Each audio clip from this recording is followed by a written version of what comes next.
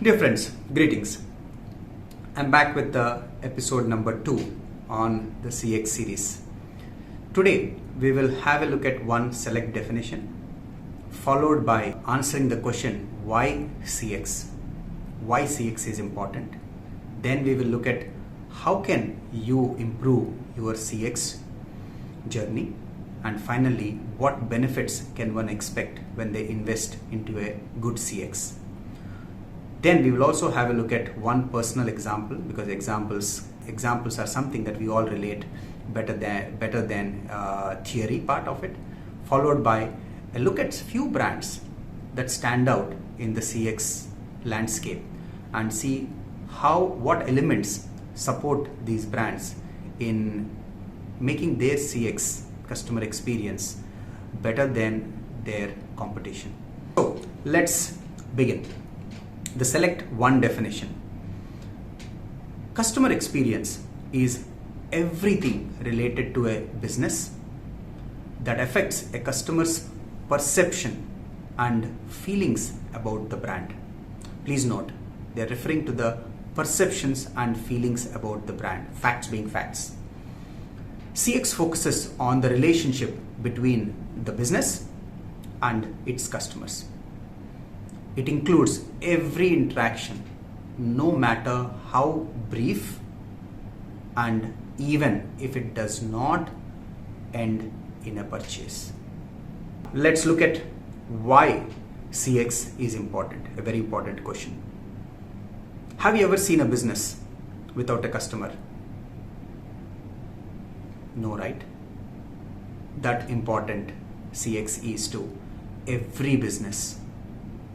And look around, the customer ask is only increasing and changing frequently today because of changing industry landscapes and the role technology is playing. Also, a customer is today spoiled for choice. If your brand fails, there is another brand already waiting to serve your customer. And finally, every business loves loyal customers. And most importantly, loyal customers are willing to pay extra and a premium for that particular brand's products and services. Isn't it? Wouldn't you pay little extra for the brand that you vouch for, love, and a brand for which you are a brand advocate? Let's proceed with how to improve customer experience. Now that we are convinced about the importance of CX, let's look at how to improve the CX. Very simple. I repeat, it's very simple. Listen to the customer. I repeat, listen carefully to the customer with all the ears and act accordingly. That itself will be a great beginning. Today you also are blessed with a lot of customer data, your customer data, and analytics that come along, leverage it. Also, benchmark yourself versus select 5 competitors in your business and the industry best. And make sure you utilize emerging tech and technology as a great enabler. Technology is a great enabler. And finally, moving away from commoditization to customization, try to reach personalization. If you are able to personalize the selling process for your customer, the chances that you get that sale multiplies. That's the power of personalization. Now let's move on with what benefits can I expect if I invest into a good CX. First and foremost, improved brand reputation. This translates easily into better revenues and better profitability. Brand loyalty. Loyal customers come back. Loyal customers encourage their family and friends to come and buy your product and service. Enhanced customer lifetime value.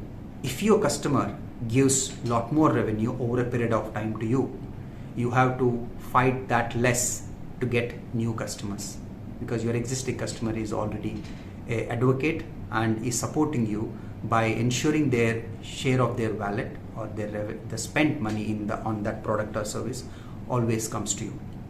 And finally, something that every brand wants is the competitive edge that you will enjoy in your industry and comp set, and you have a chance to sustain this lead for years to come. That's the power of CX and the benefit that CX can offer you. Now let's look at a personal example and I would say personal experience. I'll start with a disappointment. I would say something that left me wanting from a prominent third-party administrator in the insurance sector. Upon submission of a claim, only after 20 odd days of the standard time taken to process it, they came back to communicate that my banking information is not updated on their system, though I need to do it. This could have been done on the day one. And in spite of my effort to update this address details, banking information in their app, they had an app, it never transferred back to their systems. And we had to provide the alternative ways the required information. And it took nearly a month more than what it should have taken. So, given a choice, I would be happy to change this TPA.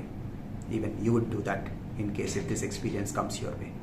Contrary to this, I landed up at a car service center because the previous owner of the car was taking the car there, and I wasn't sure if I was at the right place, and expressed my concern that I'm looking for quality service at reasonable prices, to which the owner of the place said, "Sir, I cannot do much with the spares.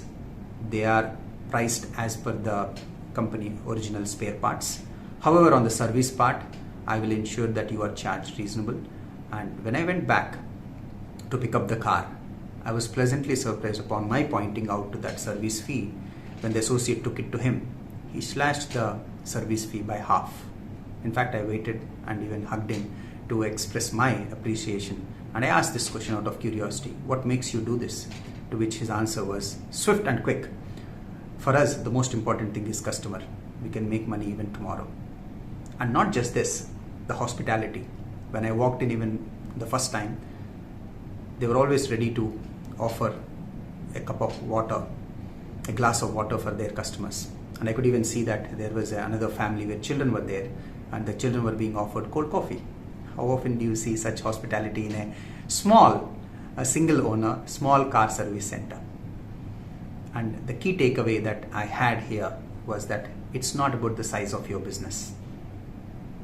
It's about your attitude of every employee, right from the owner to the last rung of that staff hierarchy, whatever is there. So it's all about attitude. Now let's look at few brands that stand out when we speak of customer experience. Starbucks, all their Starbucks customers will vouch for it. IKEA, a brand that we all love to land up at, whether you have something to buy or not. A stroll through IKEA itself is a wonderful experience. Marriott Hotels and Accor group of hotels. And finally, something that we all love to walk in and have one burger is McD. So let's look at what components actually add up to the customer experience that these brands offer. Starting with Starbucks. The taste, I'm sure that's something that's one of the key reasons why the Starbucks fans always crave for one more cup of Starbucks. And today they are also keen to know about the procurement processes, how ethical, what's the kind of a coffee they are, where are they sourcing it from, the brand message, and finally the persona of a Starbucks customer is known to the brand, known to the customer, and is quite easy to relate with. So that's Starbucks. IKEA. There's something for everyone at IKEA. Whether you are an economical purchase, you are in mood to buy something economical or to buy something luxurious. And the food definitely stands out as an experience, hygienic, tasty, economical. So that's something that most of the families do midway through the IKEA experience, because most of their food courts are located halfway past the journey through an IKEA. The customization, Their furniture is such that you can buy the simplest format or frame and then add doors to it, add a drawer to it, put a lock to it, and so on and so forth. That itself is a big incentive for someone to go buy an IKEA, so that in the future I can customize it easily, comfortably, without a worry. So that's another thing that stands out in their experience. The interactions with staff always are a wonderful experience. You always can look forward to speak to them and expect the same warmth and informative advice from them. And finally, I believe this year onwards they moved away from their annual catalog, because they realized that their customers are comfortable receiving emails and enjoying that mode of engagement. Even I like their emails that come in, and it has the elements of what's happening at IKEA and what I can expect during my next visit, and a reason. Also, they try to give a reason why you should visit soon. Next, Marriott Hotels and Accor Group of Hotels. Having worked 11 years in a luxury hotel chain, I can say their first focus is to make sure the stay itself is memorable for you as a guest. The feedback, in case there is any negative feedback, they are always waiting and making sure that the feedback is taken care of and that you have a reason to come back. And one more decision that most of the hotel brands have taken recently is to ban the usage of single-use plastic, because that's not environmentally friendly, which is welcomed by most of their guests. The personalization, if you are a second-time visitor to any 5-star luxury collection or hotel, often you'll see your stay also gets personalized, because they capture your guest history and make the necessary value addition, so your stay is personalized, is not a commodity. And finally, the loyalty programs make sure that there is an incentive for you to go back to their hotel. Finally, MACD, there is one always around if you are in US, India and most other countries. For me, the $1 menu was a big draw in my study years in US, and the convenience is something that everyone loves about MACD, and it is consistent. Every MACD that you walk in, you can expect the similar experience and the very best and reliable hygiene standards. And their ads definitely make sure communicate to their audience. And with the advent of digital, the app, the notifications and the advertisements also ensure that their customers are aware of what they can expect from a MACD next time, and what are the new offerings and specials they have waiting for them on for their next visit to a MACD. So these are few brands, and there are many other brands, and most of their competitors look up to these brands to learn few things to enhance their customer experience. And you too can actually look at them and get some cues about how to enhance your brand's customer experience. With that, let's come to a very interesting question, and this is for you. How much have you invested into customer experience as a brand or for your internal customer? If you are running a team, if you are a leader of a team, you do have customers inside in your organization. So how much have you invested to improve that customer experience with your internal customers as well as external customers?